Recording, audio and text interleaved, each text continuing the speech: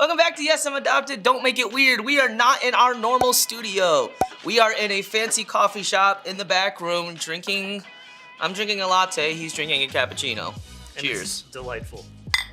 This week, we're going to be talking about things that might be helpful for educators to know in dealing with adoption and adoptees. So this comes to us originally from Joelle. Who was actually writing a continuing education series or class or something like that about adoption-related topics as they relate to educators and creating adoption-sensitive classrooms or something Being like that. adoption-sensitive. Yeah, in the classroom. Which is an interesting topic that I think I don't think I've really studied so much, but like we have experience because we were in the education system school and adopted simultaneously. So we can talk about it. So here we are. So yeah. So things. Okay, Davo. Let's take you back in time right now. Okay, let's start in the elementary school age because I can't talk about this. I homeschooled during those elementary school years, so 1st through 5th grade. Some of them call them primary school, I guess. Sure. But yeah, so I was homeschooled, and it was awkward. I love my mom, but she would threaten me with my dad as my principal whenever I would do bad things or not do my homework. She'd be like, "I'm going to tell your dad, your father, the principal." In that order? Yeah. It's cute. That's funny. But so I never really went to school for the first couple years. But what about you? Like, do you remember those years? Yeah. So my mom was an elementary school teacher and an elementary school librarian for her whole career, and I never actually went to her schools that she taught in. Oh, really? She taught in the next city over, and I was. Was that on purpose? Maybe. Or Sure. Let's hope so. Because I know I had several friends whose parents were teachers and they were in their classes, and it was always like, okay, good for you. So, I'm pretty well versed and pretty familiar with the educational system. But like as an adoptee, okay, so like elementary school was kind of a non-issue. Right? Like, because kids are kids. And so most of my issues in elementary school had to do with just being different. Right? Like, and we've talked about that before. Yep. Like, okay, I'm different and you're all little white kids, I suppose. Little white kids. And so kids point out differences, and that's what they do. They still do that today, right? Where they come up to me and when I drop the kids off and point out that I look different. Did you know that you're a ninja? I did. Weird. Which is genetic. I've had this conversation with multiple small children in my kids' preschool and kindergarten classes. So, in elementary school, it's more about that, and I think it's a lot easier to kind of wrap your head around if, as an educator, if kids are a different race, right? Like, because otherwise you might never know. You might not know that the kids in your class are adopted. It might not come up, but like clearly when my parents dropped me off, like something is happening here. Oh, so I'm imagining that they could have figured that out. But I don't really remember having very many issues during the elementary school years until outside of like, okay, you look different, whatever. Until we hit middle school. Did you go to public middle school? I went to a charter school. I went to a private school and then a charter school in middle school. Okay. So my private school, there were 13 kids in my class. 13 kids. That's dumb. Guess how many Asians there were? 13? Oh, just one. Just the one. So that was different, right? Middle school, honestly, for me, as far as like the teacher perspective, it wasn't that terrible. Okay. Because it was such a small classroom, everybody kind of got that individual attention, and so it wasn't that bad. That was like 5th and 6th grade type of thing. 7th and 8th, now there were other kids in my class. We had like 30 of us in one class. But there was another adopted Asian that was actually in there. Oh. So it made it a little bit different, right? Weird. I wasn't alone anymore. That's odd. But I will say the smaller classroom setting so helped me because I got individual attention. I wasn't fighting to have my questions answered because I don't want to stand out. Right? If I have a question about something, and this is kind of adoptees in general, we don't want to stand out. We don't want to look dumb. And so we just don't ask. Right. We just sit there and just accept that we don't know. Right. And maybe we try to figure it out later, but, in that kind of age group, you kind of don't. And so I did not want to stand out. And my teacher would actually take time to go to the individual students and ask them, hey, how are you doing? Right. And the cool thing is, my teachers during that age, like I had an older lady for 5th grade. Her name was Mrs. Albright. Or Albright, that's what it was, Mrs. Albright. And she was like, I don't know, she seemed like she was 80-some years old. But she was probably like our age. dude, now. she was awesome. She was so cool because she gave us that individual attention. And she wouldn't just ask how we're doing school-wise. She'd ask us how we're doing personally. Sure. Hey, you seem tired today. Is everything okay? Right. And that to me showed so much about what teachers should be doing because that stands out to me to this day. I remember how she made me feel. I don't necessarily remember what I learned. Right. It all kind of just jumbled together. Because who's using any of that nowadays? Yeah, exactly. But I remember, that she made me feel important. Yeah. She made me feel like I mattered. She made me feel like I was a part of the group, even. It wasn't just, like group projects and your teacher just leaves you alone. She would actually make sure everybody had a specific part to play.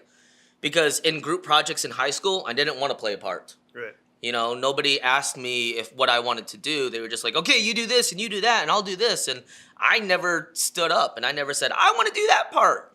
No. Like she would know our strengths and our weaknesses and actually try to plug us into places. And that was awesome. Yeah. Like, what about you in middle school? Because middle school's a hard Middle age. school's hard anyway, right? So like we've talked about this before a little bit, where middle school is kind of like the transitioning time. Yeah. And it's hard just in general for a lot of kids. Usually this is when like the family tree projects come up, and we've talked about that a little bit. And so just having educators be sensitive to that this may be something that sets this kid off, and just heads up, right? I wouldn't necessarily say like change your curriculum or do all these sorts of things, but like just being aware, or even you as parents being aware, right, that like this is potentially something that'll happen. So just be aware what the curriculum is, and be ready to have those conversations when they come along. But for I specifically remember about middle school that I had my one math class, and I hated math from that math class on until like adulthood, and now I'm pretty good at math, but that took like several years in order to get past, because my math teacher had this system whereby he would just randomly choose kids to answer questions, right? And he would be like, okay, so here's the list of students, and what's going to happen is every day I'm basically just going to choose 10 kids off the list to answer a question out loud, so just be ready. Right? I hate that. And I didn't realize how much I hated it at the time. But this sent me into a state of just like constant anxiety. Right? Like I would be sitting there just being like, and for the day before, until I was picked to answer a question and I either did it right or didn't do it right, like I would get like a day of reprieve, right? Okay, at least tomorrow won't be me. Right, exactly. Right?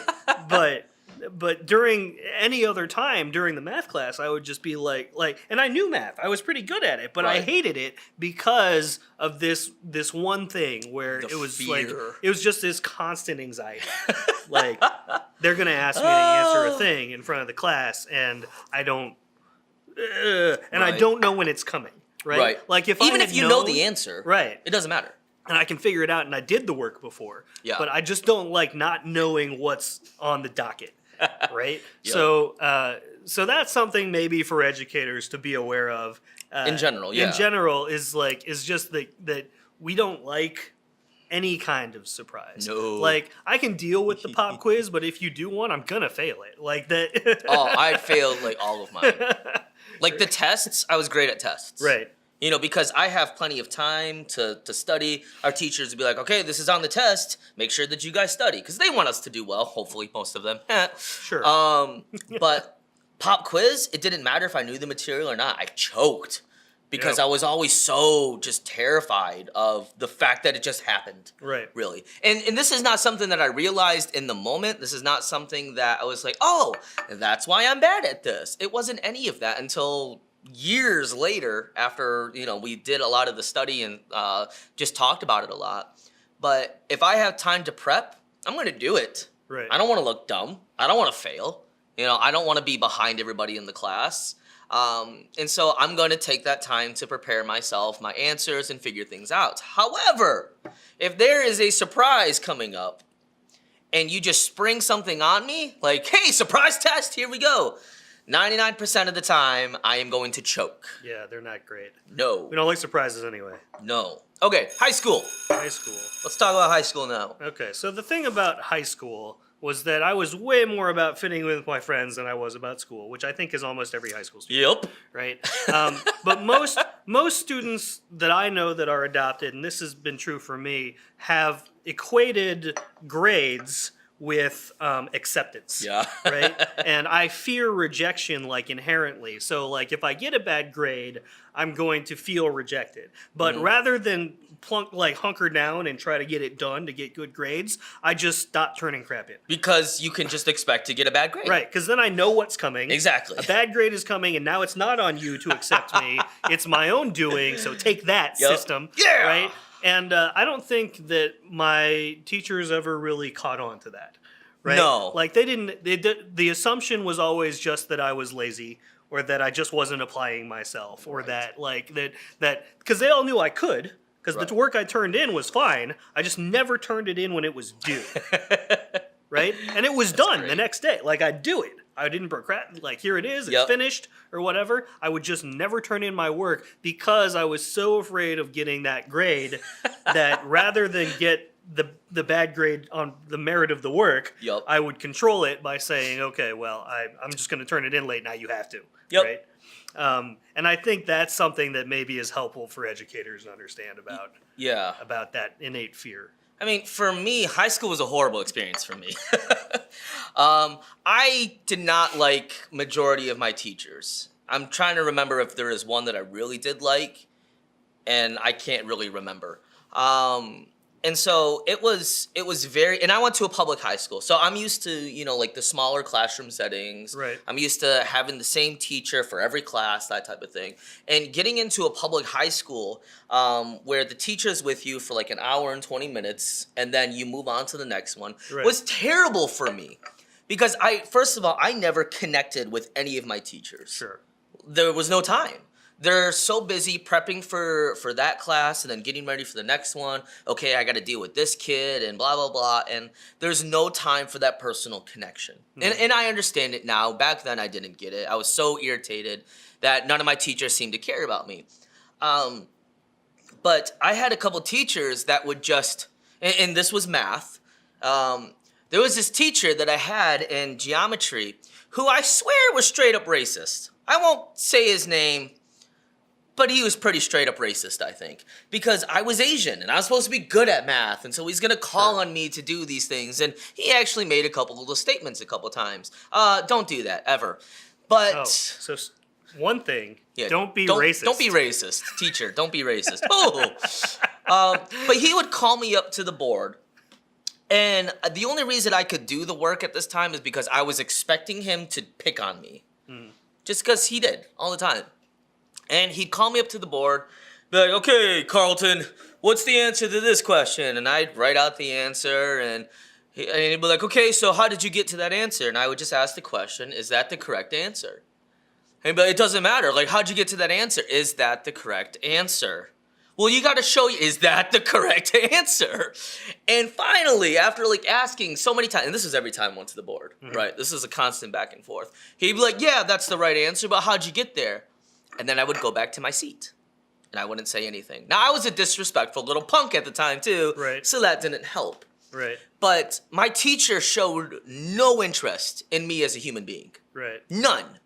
He cared about the work that I did, and that was it. And to me, that made me not care about him or the work that he's trying to teach me. Right. Like, I'm going to learn it because I need to learn it to pass the class, and that's it. But it has absolutely nothing to do with him. And I think that is a big problem with a lot of education nowadays, is it's all based on the numbers. It's all based on the amount of students. Like, they have days now, and I didn't know about this until, like a couple years ago. They have days where they try to make it mandatory for kids to go because that's when they count how many kids are in their class and how much money that they get. And so there are teachers that bribe the kids to come to class during those days.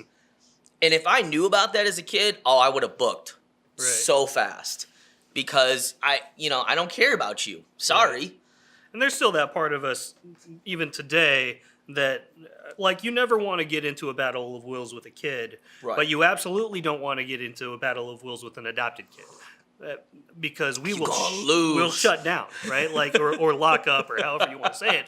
And there is no winning in that scenario for anybody. Nobody. Right? Nobody wins there.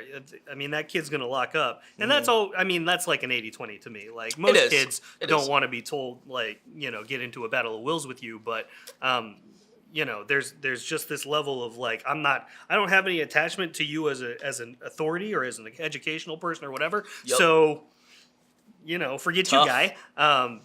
That's rough for everybody, and so that's definitely an area where even more so being told what to do. Right, as an adult, we still have this that if I was going to do something and you told me I have to do it, now it's just not happening. Yep. Right, but in the classroom setting, that was especially true. Where sure, I was gonna do the homework until you told me I had to do it. Yeah. Right? When it was So an you made it expectation, personal. when it was an expectation, fine, and it was kind of this unspoken, like this is just what you have to do to pass. Okay, Right. But now you've said that I personally have to do this, and I need to do it well, or apply myself, or whatever. No, you're done. We're done. We're done. We're not doing this anymore. And why? Because you said I had to. Yep. Right? And because you didn't trust me enough to expect that I was just gonna do it already. And I think that's awful. I think it's true for a lot of kids, but I think it's especially true for us. It is. It's so bad, but it is. I want to say this, I guess, in kind of wrapping things up here. We don't expect everybody to change their curriculum for the minority. I mean, right. It's not going to happen. Right. But being able to pay attention to those signs, being able to ask the proper questions, to be able to see things coming from, far away. Hey, it might be an issue because this person, they are adopted or foster care or anything like that. Be able to recognize that and then maybe be able to take a personal connection with them instead of trying to take everything and shift it all for the minority, be able to just slowly focus in on them. On a one-on-one, I think that's huge. Yeah. I think that's why I really enjoyed those middle school years is because I had those teachers that just focused in on me in one-on-one. Because, and I'll say, it's the opposite. If you change everything for that one person, they're going to hate it. Right. And everybody else is going to resent them. And they're going to know, right? Like, they will know. I've been singled out now, and so crap. Like, yeah. Now what? So, as an adult, I love to ruin the curve. Yeah. Right? Like, me too. Fantastic. But as a kid, I wanted to be as average as possible. Yeah. And that was really important. So yeah, I think at the end of the day, there's really not a ton that changes between a person that understands how to teach adoptees and just a good teacher. Right? Like a good teacher knows their students. They know their quirks and their personality, and they're engaged with them on an individual and a classroom basis, and that's just a good teacher. A parent, it's helpful to know your kids and to know the curriculum that's coming up, so it's not a surprise. But really, at the end of the day, it's just like be really good at your job, and part of that now includes. Understanding that some kids have this background, which has a couple of quirks in it. Yep. Yeah. That's it. So that's it. Did that sound kind of jerky when I said it like that? We could sound jerky. It's fine. It's fine. Just don't suck. Just be a better person. Come on. But that's true for all of us. Really. Yeah. So thank you guys so much for joining us today on Yes, I'm Adopted. Don't make it weird. Make sure that you guys hit that like button and the follow button in order to get notified when new content comes out. Make sure, as always, to like, comment, share, and subscribe. We love you guys. We will see you on the weekend update. Maybe. Cheers. Unless I do it, then Brett won't post it. And then I'll just erase it. Yours is gone, huh?